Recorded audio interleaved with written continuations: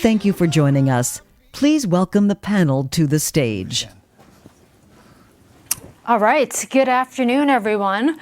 So this is live stream, so it's kind of like a live broadcast, which I'm sure all of our panelists are familiar with since I've interviewed them so many times over the years.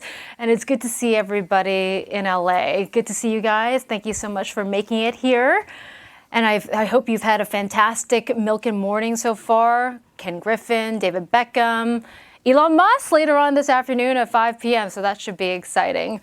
And thank you for joining us after lunch, because I feel like everybody in this room has a recognition that I think most investors in the world does, which is that this is the U.S.-China relationship is the most important bilateral relationship in the world. We know that. 40% of global GDP, but also, I would say, contentious times as well. Uncertain geopolitics, China's recovery is a little unstable, and then deglobalization taking place right now. So where does this relationship go, and what does this mean for global investors and capital flows?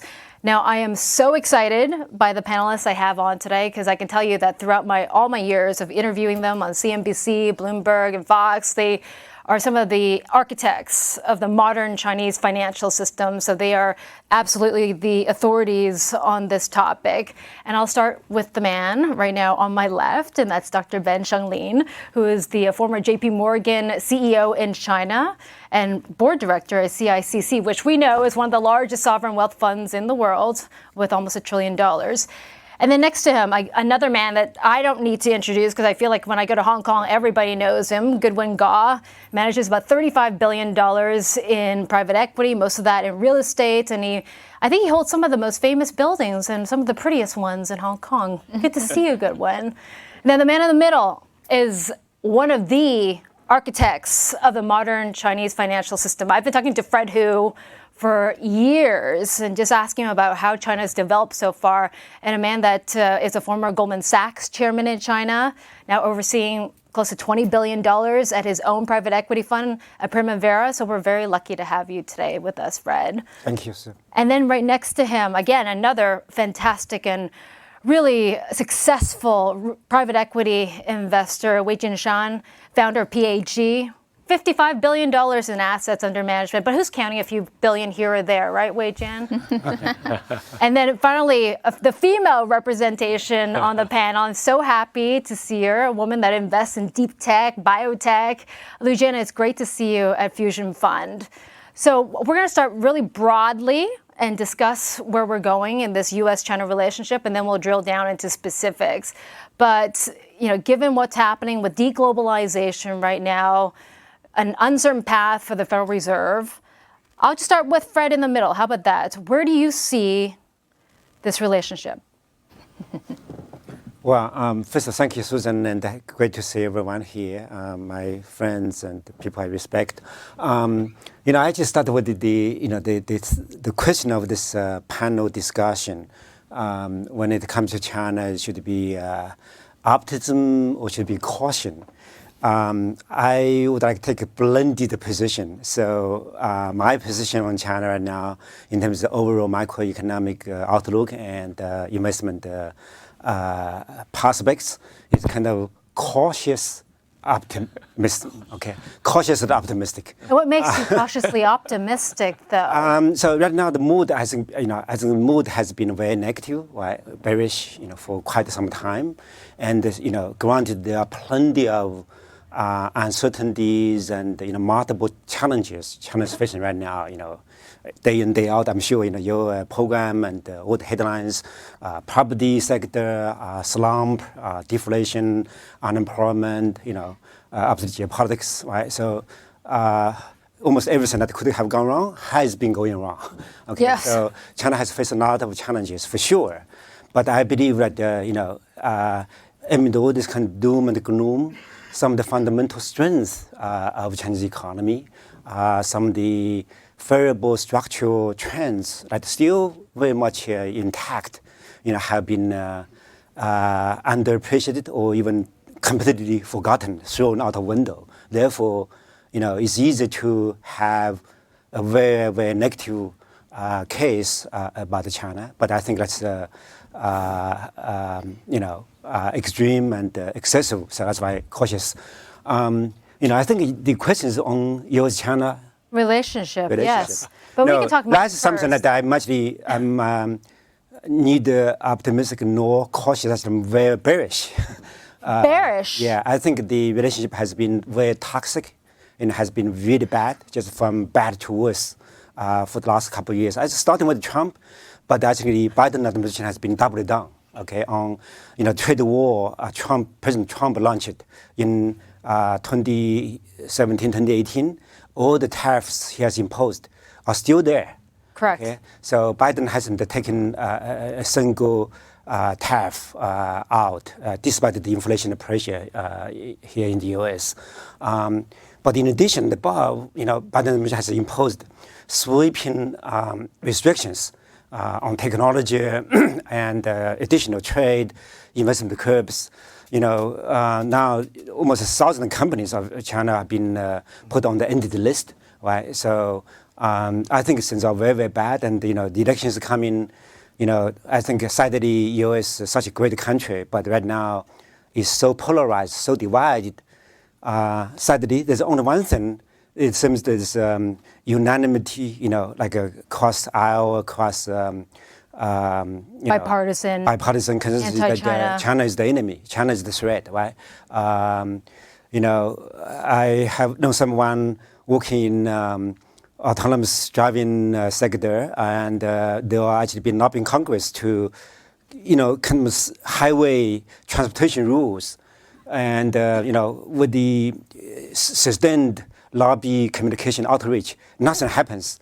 Finally, things are moving because some clever congressman put, change the title of the legislation. It says, keep American highway safe, then act and beat China.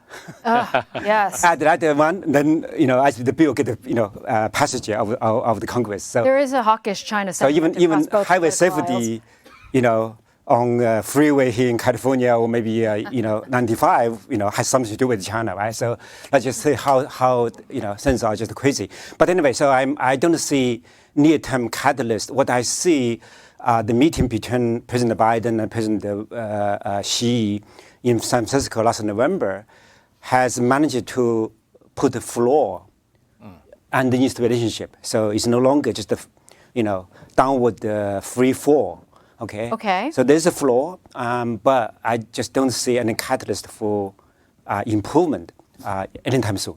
Wei Jin, let me ask you this: if there's a floor, are you saying things can't get worse between the U.S.-China relationship in Fred's view? What do you think? I think it definitely can get worse. And over Taiwan, how can it get worse? Can you be? Taiwan is one of the issues, and there are others, of course. There's South China Sea, and there are technology issues, and there are trade issues all the time. So, of course, there's room for downward spiral, as you just referred to. But have global investors priced in the right amount of risk over Taiwan? Well, I can help you price in Taiwan. Okay. Sure. Basically, global investors, by and large, don't invest in Taiwan. The risk is too high. So but TSMC, one of the largest chip makers in the world. Right. Well, they move part of their operation here to the United States, to Phoenix. For financial investors, private equity investors, I think Taiwan is risk, which is tail risk, very remote, but it's not something that you can mitigate.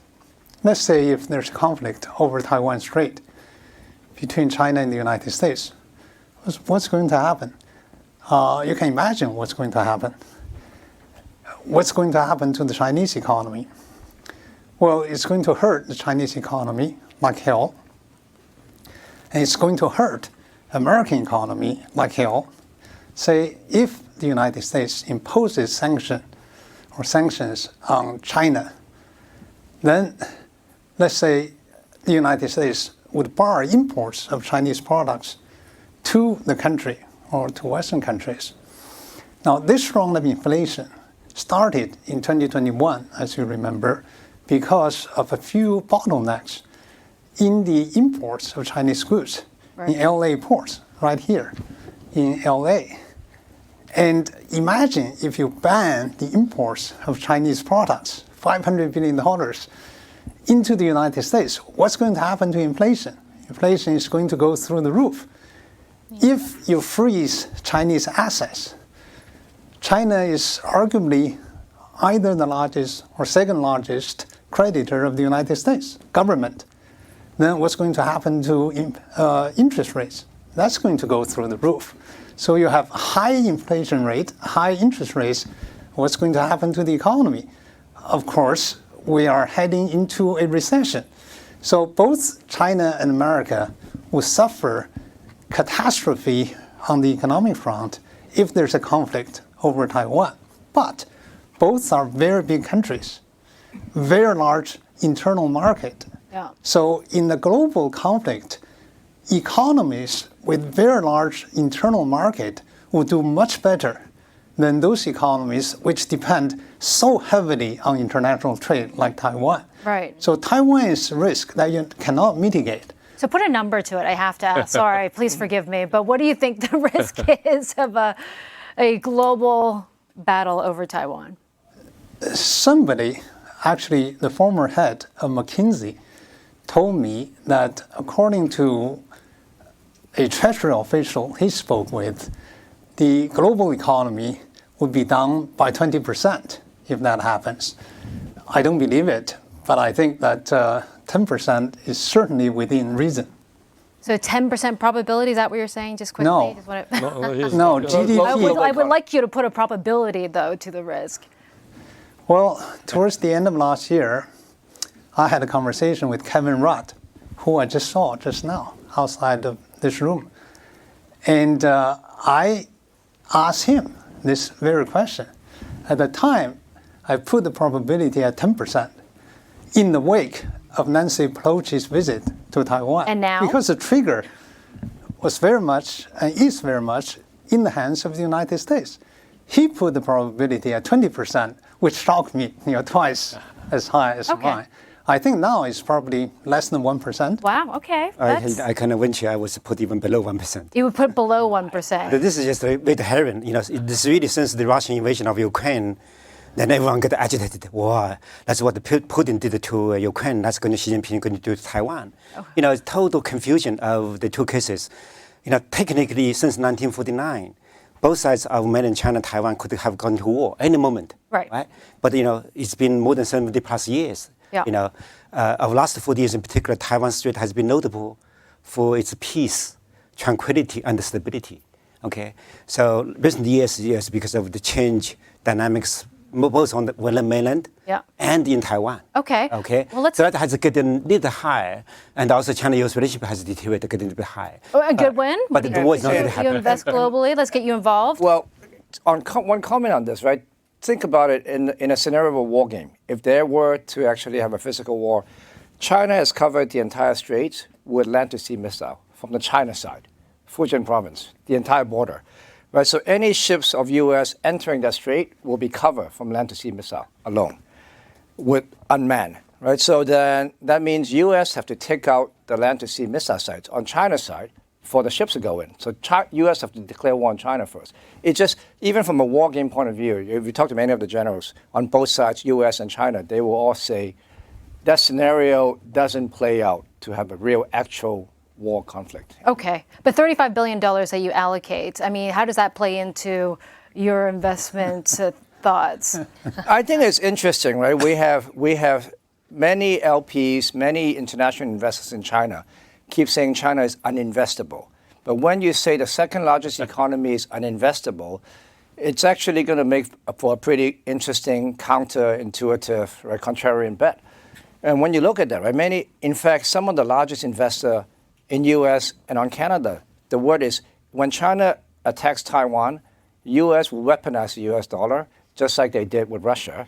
That means everything we own in China will go to zero. So we have to sell now. So there's actually a lot of forced selling, even from very smart investors who doesn't believe they should sell because it's the second largest economy. There's still growth in domestic consumption, despite the savings rate shooting up because people don't have the confidence to spend, primarily But because you can't of the risk. dispute the fact that the stock market has dropped to a decade low plus Correct. in China. Which is why it's really cheap. Which also makes it very highly More risky investable. to invest in as well from an outside. Which is also why you look at the last 6 weeks, I think last 8 weeks, right? Many of those blue chip stock in China has been up 30 to 40%. So actually, Hang Seng and China Enterprise Index now is the best performing year to date. Year to date, exactly. Coming from a lower base. With the- so Coming from a the- lower Yes, true. So that means that I think even now, smart money recognize, China has been oversold, way oversold. Right? Yes, there are risks, there are uncertainties, but there are really, really, great industry, great companies, benchmark against the global peers. They are just so dirt cheap. Right? And what's interesting, right, last week is the Golden Week in China, right? So historically, Golden Week, the trading volume is way down. Yeah. Yet the stocks are way up with very high volume. That means it's the international market coming in because the Chinese traders are actually not back. They're Not the only back national on- team going in to invest to prop up the stock It has to be market. for the volume, right? The volume cannot be coming from China's side because many of the Chinese traders are on vacation. They're not back in the office trading until today, right? Monday. Well, So it's, Sorry.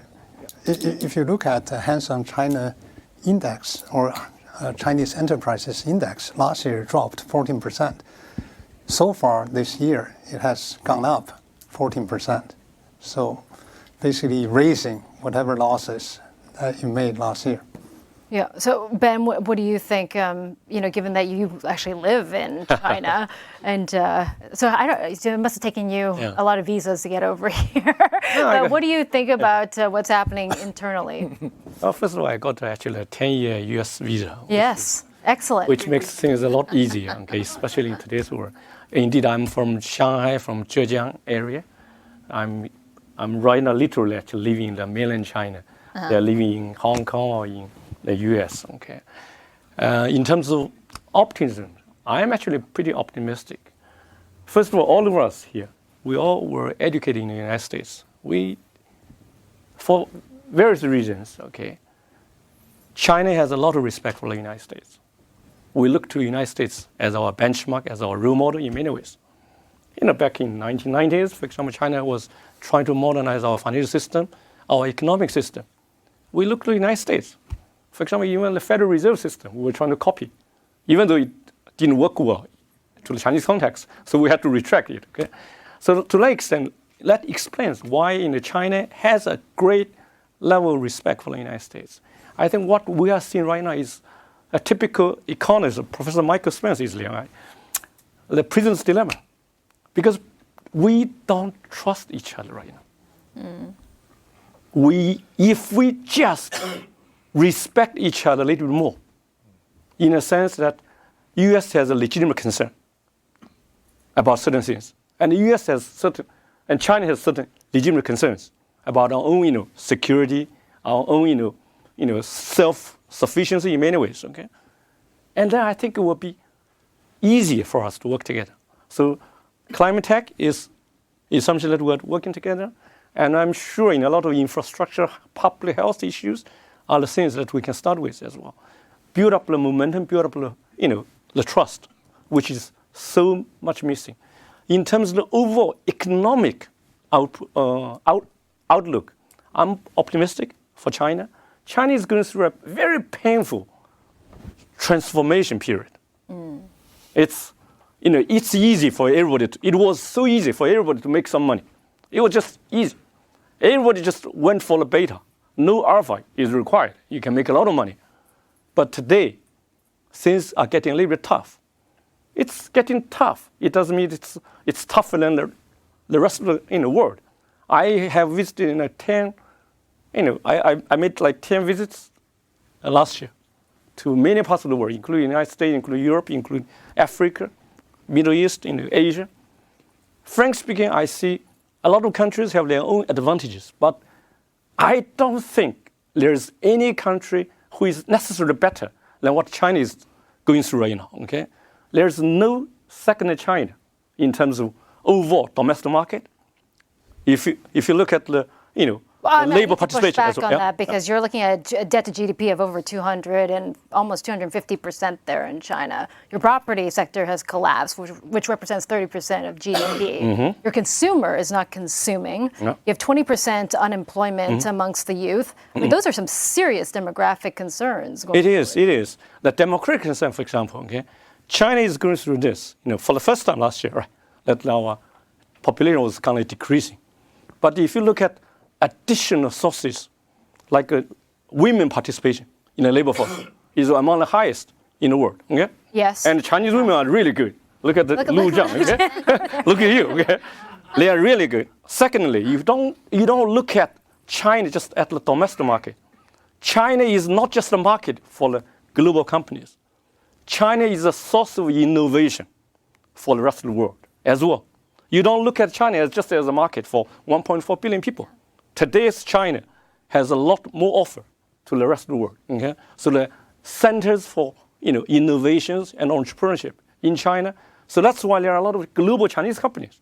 You look at Treasure, look at Shein, look at TikTok, and many other things. That's the bright spot where Lu Zhang invests in deep tech, so biotech. At least innovation is still actually being promoted in China, which some say is a bright spot. If there was one investable sector in China right now, that would be it. Yeah, so I do want to share more background. So we only invest in the United States in the past 10 years, but I do have a very unique personal life experience. My first 20 years, I grew up in China, educated there, came to the United States in 2010. Since then, I built and sold a company in medical device field. Correct. And Star Fusion Fund investing here. I really want to echo what Shenlin just mentioned, that yes, you could see China as a market, but it also is a source of innovation. And lots of immigrant founders like me came originally from China, came to the United States, and start to leverage the global perspective to drive innovation in the both deep tech, AI, and healthcare sector. So before I directly answer your question, I do also want to quickly comment on a couple of things other panelists mentioned. The first thing is really about the TSMC. So I was speaking at the NVIDIA GTC conference a couple months ago.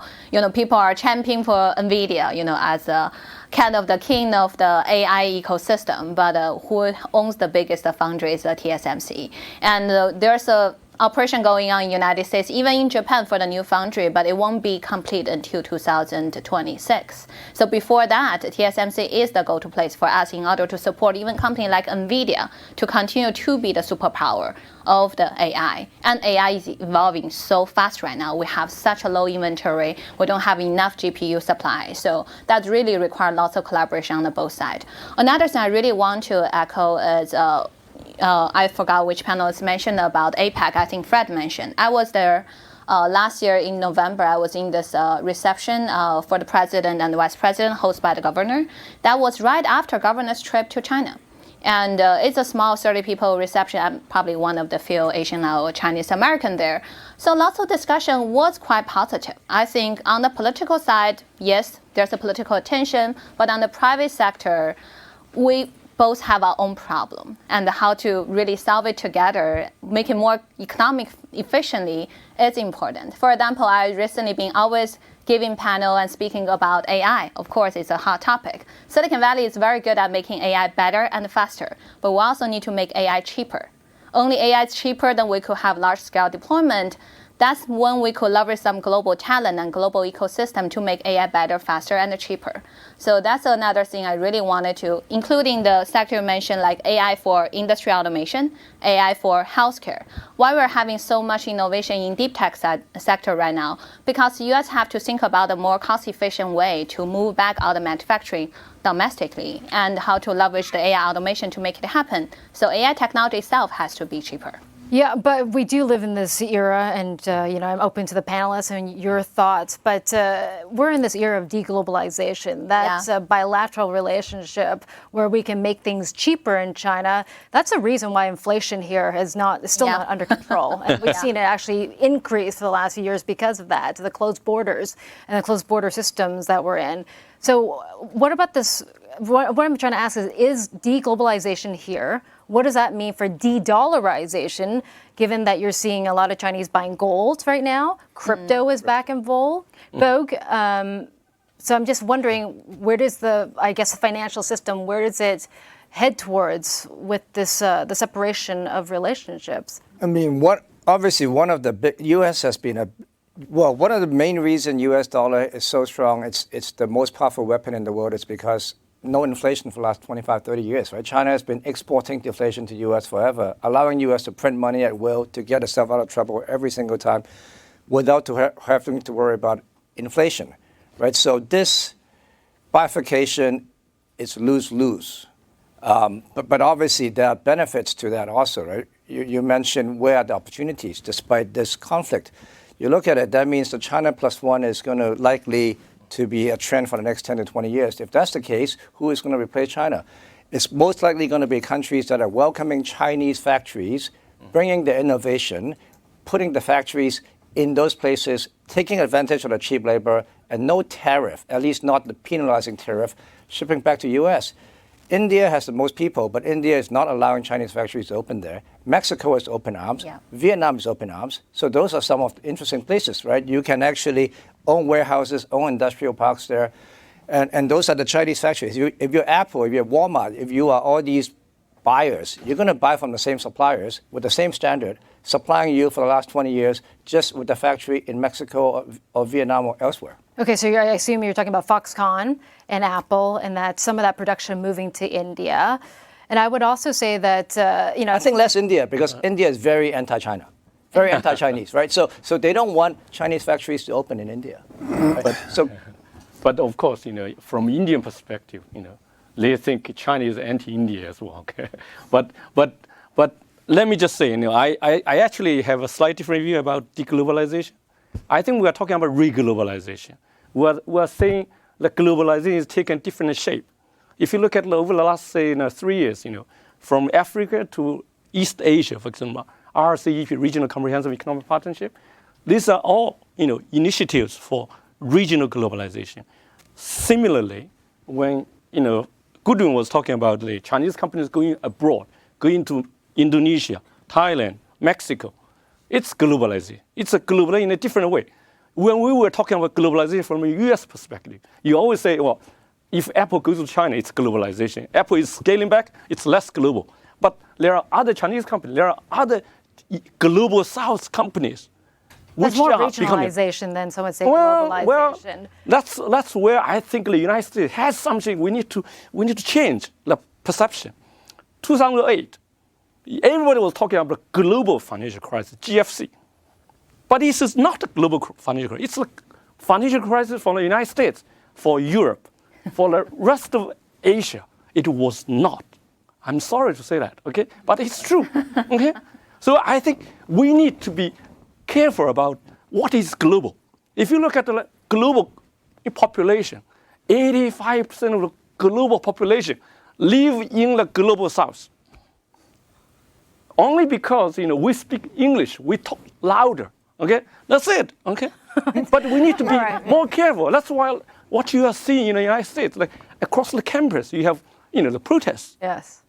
We need to come to the fact that who represents the majority, okay? Yeah. I think that's, because otherwise you would always see, oh, this is global financial crisis. But frankly speaking, for China, we had some of the best run in 2008, 2009, because we were able to stimulate the economy, we grew our banking sector, we grew everything.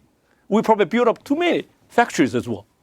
That's probably the problem. But it was not a problem for us at that time. Okay. So Wei Jian, let me ask you about the Chinese economy, because some would say that given what's happened and the slowdown down to 5%, why isn't China stimulating more like we saw in 2008 and 2009? 2008, 2009? Yeah, remember during the global financial crisis and Beijing launched a $500 billion investment fund. I guess most of that actually it was hot money that went into a lot of real estate, and some would say probably caused some bubbles in the economic system. But this time around, I mean, they've barely cut interest rates. In fact, I asked the same question. Okay, we're on the same Why don't page. they do it? Yeah.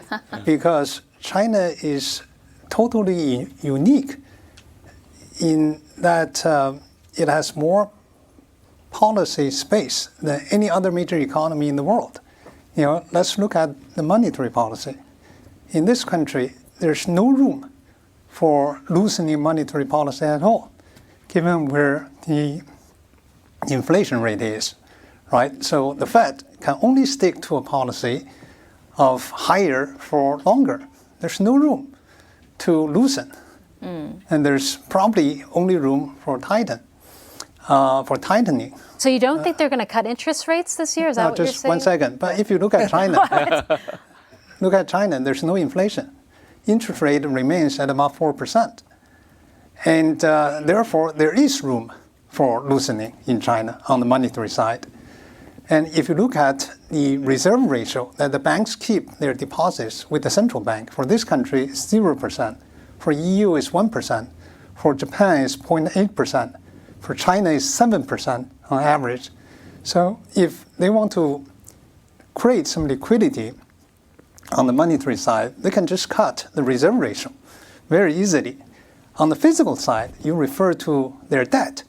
And China, among all the major economies, is the only one to have net asset position, not net debt position. The United States has federal government about 140% GDP in debt, which is net debt, because the federal government, to my knowledge, has only two assets, and that is the post office and Amtrak, neither of which makes any money. Have you ever taken Amtrak? Federal land. Other land.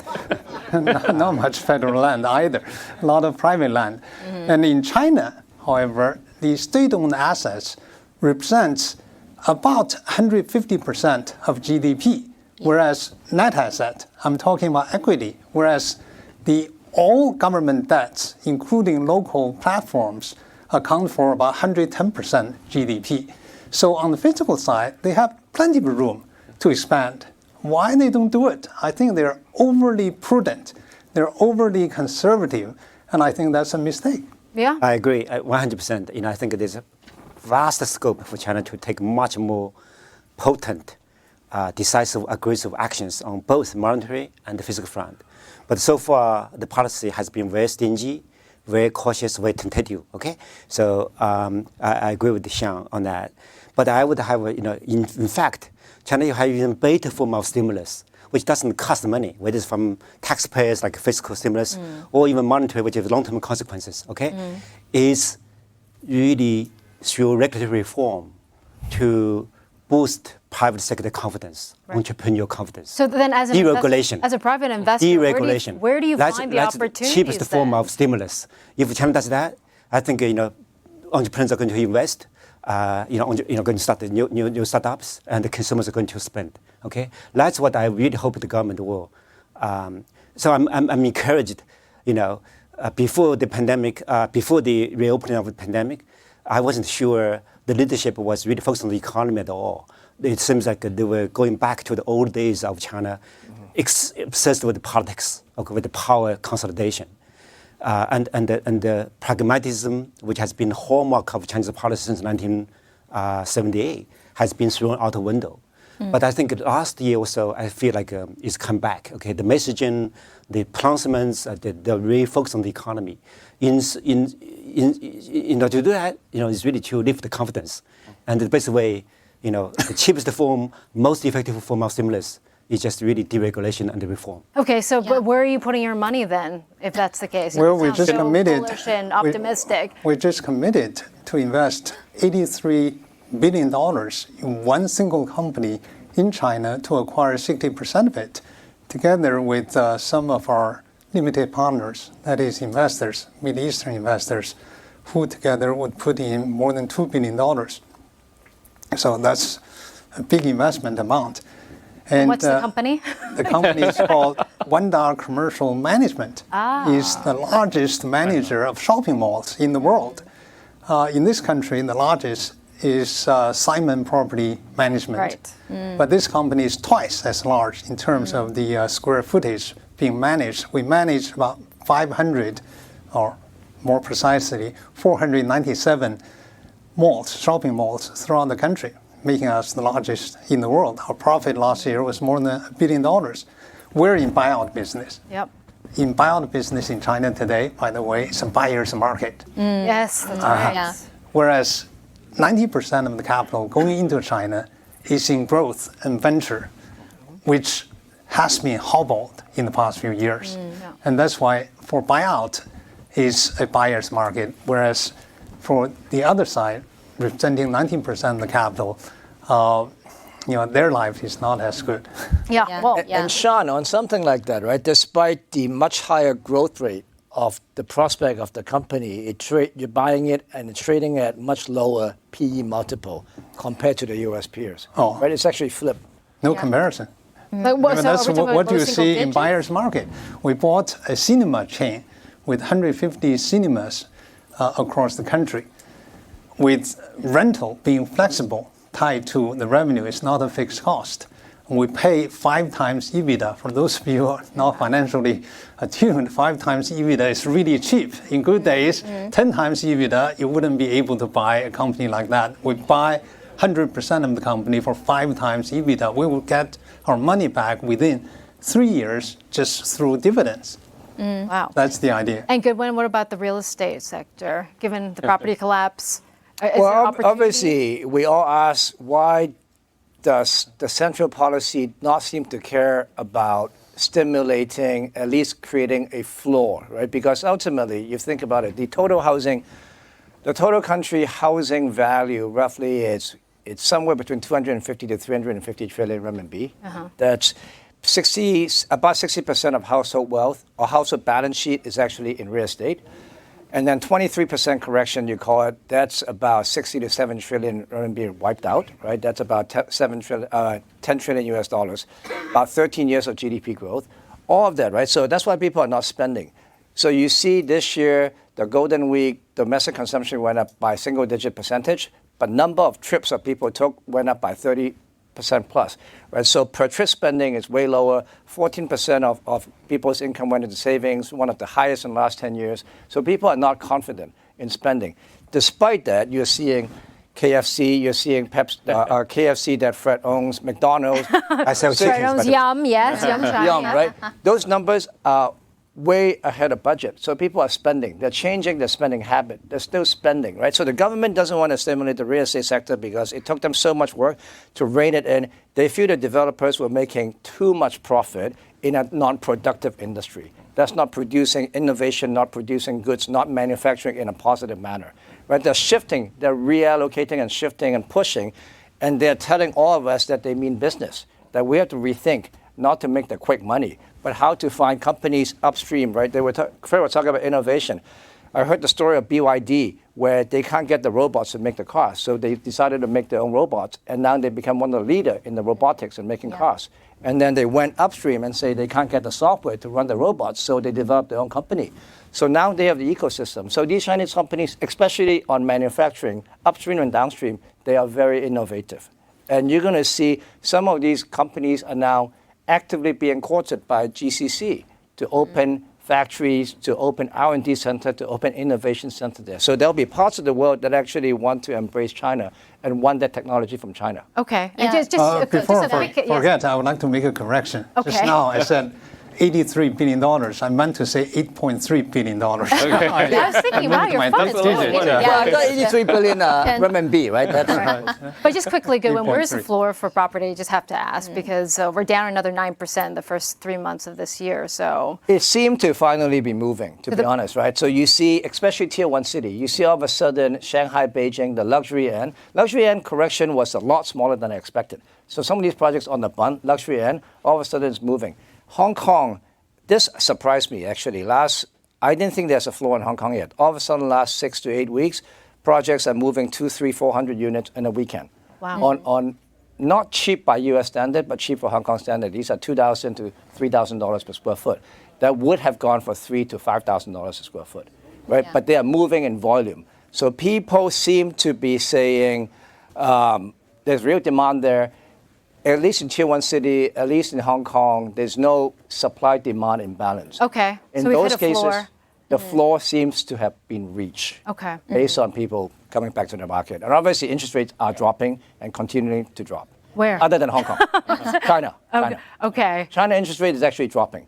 Banks are lending more money, interest rates are dropping. So it's stimulating a little bit, but it's only stimulating really in the tier 1 cities Yeah. where people with money, too much money parked in the savings account with no interest earned, they're saying deflation, my currency is worth less, my buying power is worth less, I better put the money back into bricks. Yeah. But that's in tier 1 cities. I'm just curious about, yes, I wanted Yeah. to talk about Chinese companies investing here in the U.S. just quickly, because, you brought up BYD, and, one of the largest electric car company, battery companies is Cattle. And there was a controversy where Ford wanted Cattle to build a plant here in the U.S., and there's been obviously some political upheaval over that. For a Chinese company looking to invest and build with R&D here in the U.S., is there hesitation because of the current political climate? I would think so. Okay, I mean, do we feel welcome in that sense? Okay, we talk about business environment. We always talk about China should improve its business environment. Okay, but same from global investor perspective, trying to put the factory in the United States, what are the processes we need to go through? Okay, these are the things that we also need to think about that. But I just want to actually answer your question about what are the opportunities for investment into China. Okay, I see 3 types of companies. Okay, one is actually so-called like state-owned, domestic-driven company. They are serving both commercial as well as public interest purpose. These are not really investable from a pure commercial investment perspective. So you don't have to worry about that. There are 2 other types of companies which I think should be investable in many ways. One is what we call a global Chinese company. The companies who have been very successful in China, who take the Chinese capital, Chinese business model, Chinese technology to the global markets. That means China goes beyond the Chinese border, serving the other 6.6 billion people, other than 1.4 in China. So companies like BYD and all these things, okay? And the other group is that so-called like, they are not as big as the global Chinese companies, but they are competitive enough. Just as Wei Jian was talking about Wanda, real management company, okay? Yeah. That's a relatively domestic company, but they have been going through really competitive landscape, so they have proven they are It's good. a global competitive landscape. Before I get to Lu Zhang, I want to obviously talk about TikTok and the divestment legislation that has been approved. But before I do that, I just wanted to again tell the audience that you are free to ask questions as well. This is an interactive session, so if you go to the QR code, and then I have a few questions already that have been put in by the audience, but we'll get to those questions in just a bit. But I really want to talk about TikTok, and obviously this, some would say it's reciprocity, because how many tech companies from the U.S. are able to operate in China? So Lu Zhang, since you invest in tech, I'll start with you. TikTok, eventually, will it be sold without the algorithm and the source code? Yeah, I think it's very interesting. We literally just had a discussion this morning. One of my friends based in DC is talking about what is the consequences of the current administration, and also if there's no matter existing president or new president, a couple months later, what's going to happen. I think fundamentally it's really, I don't think it's some decision TikTok could make themselves, right? On the US side, I think they have potential of flexibility to make it independent here, but on the other side, it's where the technology transfer could be approved by Chinese government. So on the surface, we thought, okay, this is a private company, they need to make their own decision. But on the other side, I think lots of decisions being made by both sides of the government. They have to find a way out to make it possible. It's interesting that you asked me about TikTok. Recently, in the past couple months, based in Silicon Valley, I haven't been to China for more than 4 or 5 years, but I have lots of visitors in Silicon Valley, investor, entrepreneur, different generation. They came to me, they always ask, okay, regarding what's happening in TikTok, is that safe for us to consider launch our business here in Silicon Valley? And I think the answer I told them is yes, as long as you structure everything, share cap table, you make it clear. U.S. is full of opportunity, and look at Silicon Valley, 40% local residents are first-gen immigrant, and tons of great AI company or other company funded by immigrant funding, including Chinese immigrant. But I think The consequences of TikTok would definitely impact some of the confidence level of the international fund that came over here. But I really agree with Jing mentioned that there's a difference between large company, which is already established in China. They want to have a subsidiary operating in United States versus I'm actually seeing a growing number of the founder, not only one or two, I say 10 or 20. Their company in China or in Asia was successful. Some of them are making over $1 billion revenue, and partially 30% are from international market. Now their approach is they came over here, launch a brand new company, and launch a brand new startup, and leverage their technology domain and the local expertise, and start to build up here as operation focus on U.S. market, which kind of, in certain way, get rid of the potential concern and also impact from the geopolitical issue. And I think short term might not be a good news for China. We were having private conversation. I think we're seeing a lot of high quality capital, talent, resources directly came over to United States from China, and also their focus on U.S. market in the near term. But think about this whole process to retrain the mindset of this future entrepreneur. There's a two part of the equation. One part is existing player. They're big real estate player, tech player. They may suffer, but there are also upcoming one. I have friends, their company are making $2 billion ARR, 100% owned by the 3 co-founders, all Chinese, that are starting new business in Los Angeles and conquer the US market. This is a great story to tell. And maybe 5 years later, they will also start to operate a bigger business operation focused on the global market. So that's kind of how we really talk to entrepreneurs, stay positive and look at the future environment. And so go ahead. If can I just add one thing? Lou just said, why we should be, quite optimistic about what's going on, or what's going to be happening in China, is because even 30 years ago, for example, China was losing a lot of talents, like Shen Weijian, like Fred, like everybody else. We were coming to the United States to study. People in China were worried, but Deng Xiaoping was wise enough. He said, they will come back one day. If they do well, okay, they will come back to serve the country, to contribute as well. Similarly, when Lou was talking about, the Chinese capital leaving the country, I think similarly, they are going to the world, okay, to learn, to serve the world as well. Because China has, after all, Then they've had fantastic, successful careers externally as well. Yeah. Fred, let me just quickly, I want to get back to the TikTok issue and innovation in China, because you've invested in, I would say, probably some of the blue branded, gold branded companies in China. Do you feel that they feel confident putting capital or building here in the US? And I guess that cross relationship, is it still open? I think it's still open, but there's a lot. The risk uncertainty are just getting higher and higher, getting much more difficult to navigate, to deal with. This TikTok up is litmus test, right? I think it's a cheesy example of just how things can, get bad. This is such a successful, funded by a nerdy engineer. Owned by 60%, actually U.S. capital, private capital, right? And so successful. This is not like a government say, well, this winner is 175 million Americans. They are very smart, right? It's more than half of the U.S. population, become such a, a popular app.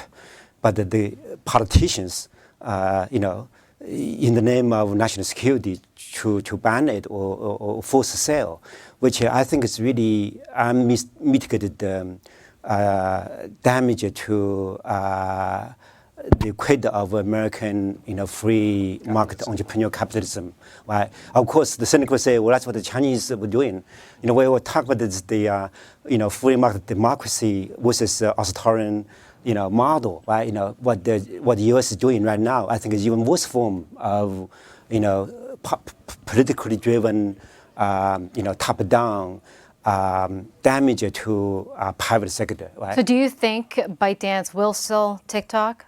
Will they sell it without the source code? Will they? I don't know. I think it's still very fluid. I just we need to how this whether both sides will eventually seek a pragmatic solution that would mitigate legitimate concern on data, on national security, on privacy, which I think is a concern, not a U.S. concern, it's a global concern. And I think, I believe the many solutions, whether it's on the business model, governance, or technology side to address those issues. Yeah, I really want to tackle that because we invest a lot on data privacy and the network security, and lots of discussion about the data regulation, technology regulation. But it couldn't just be done by one country. It has to be a global collaboration to make it possible. Think about not only TikTok, any company. Right. Maybe you have operation in the United States, but maybe data being collected here, but generated by a foreign user, and who actually owning the data. Yeah, I agree. yeah. Yeah, okay, so we're would down like to to our offer last a 9 minutes. perspective. I would like to offer a perspective. Okay, Wei Jian, you go. But then we this have to regard. answer, we have a list of questions here for the audience that I have to get to, and we'll just do rapid fire at the end. Just But go ahead. imagine that iPhone is sold more in China than in the United States, largest market. General Motors sells more cars in China than the United States, Canada, And the Mexico. KFC says far more chicken in China than in the US. Right. Exactly. So suppose China bans iPhone. Yes. Suppose China bans General Motors from selling in China. Is that good or bad for China? I think most sane people will say that's bad for China. The same is true with TikTok. Is it good for America? What does that have to do with China, right? Yeah, imagine they banned Starbucks in China and KFC there, Fred. I mean, what are you going to do with the Pizza Huts? And they're taking the money out Nobody of in the China would creators' say pocket. you should ban American business in China. By the way, Tesla just received the certificate to collect data in China last week Full self-driving? for almost FSD. everything, right? Yeah. They just passed data collection certificate because they think that foreign direct investment is good for them. America will have to make up its mind. Sometimes it thinks that foreign direct investment is bad for itself. And then when it goes to China, they think that investing in China is bad for itself. So whether or not foreign direct investment is bad for the recipient, politicians in this country cannot make up their mind. All right, rapid fire, guys. We have a list of questions from the audience to end this session. Last 7 minutes here. So I'll just go through the questions and I'll pick one individual to answer, then we'll move on to the next question. So Ben, why don't we start with you? First one here from an attendee. Ask, in the US, do you feel free to criticize leadership in the economy in China? Criticize. I think we have a different approach. We talk about so-called consultative, constructive approach. I'm a member of the CPPCC Zhejiang committee. So I have a number of avenues and opportunities to join the discussions. We, in Asian culture, we don't just criticize, point the fingers at each other. We actually sit down. So what do you think of this? Then we agree. Okay. So A constructive answer is what I'm hearing. Very good, Ben. All right, good win. So how should one invest in China? Are the bottoms in right now, and what could be a catalyst to trigger recovery? Well, it's all confidence, right? You look at the savings rate.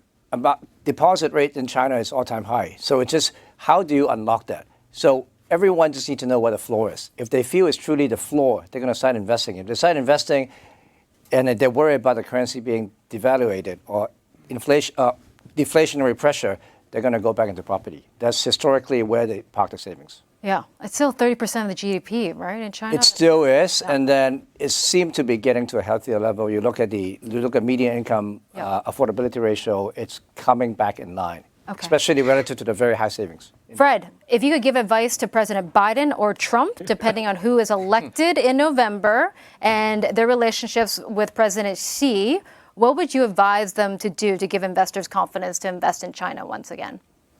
Well, any stability, consistency, and sensible pragmatism, right?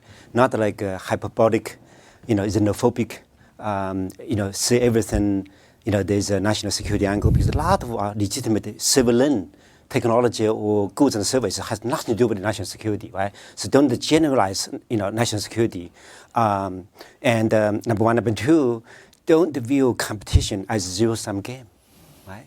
And actually, U.S. is still, I think, is the biggest, most advanced science technology power in the world, right? But China is up and coming, is catching up. Let's actually lift the boat higher, and the world is still full of challenges.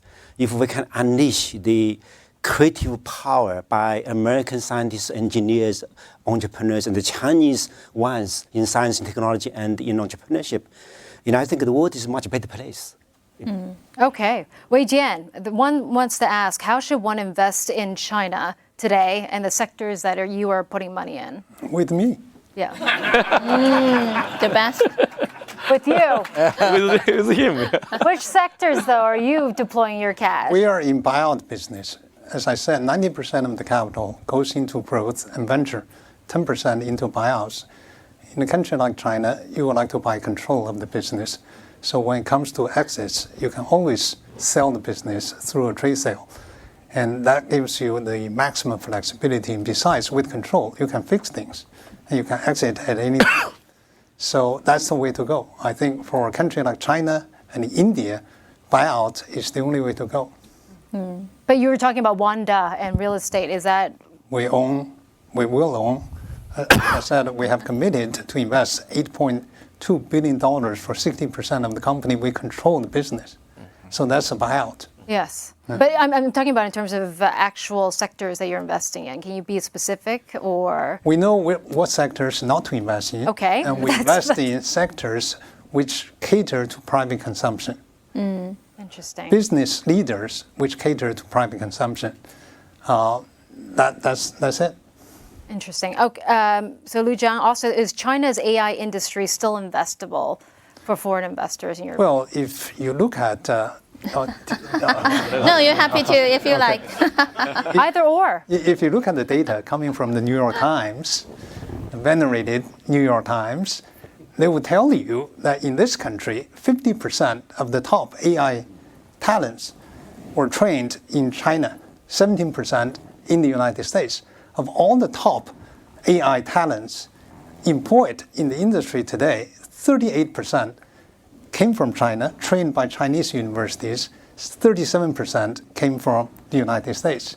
And that gives you some idea how much a powerhouse China is when it comes to AI. Many were Yeah. trained in Zhejiang University. Yes, his university. I could add into this. I remember it was many years ago. I was in Hoover Institute, one of the panel. We're talking about AI talent. There's always the metrics we refer that 70%, 80% of the new AI paper is published by the Chinese, American or Chinese scientists.